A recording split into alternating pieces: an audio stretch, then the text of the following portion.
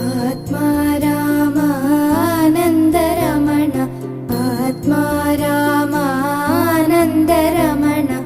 अच्युत केशव हरिनारायण अच्युत केशव हरिनारायण भवभयहरण वन्दित चरण भवभयहरण वन्दित चरण रघुकुलभूषण राजीवलोचन रघुकुलभूषण राजीवलोचन आदिनारायणानन्दशयनं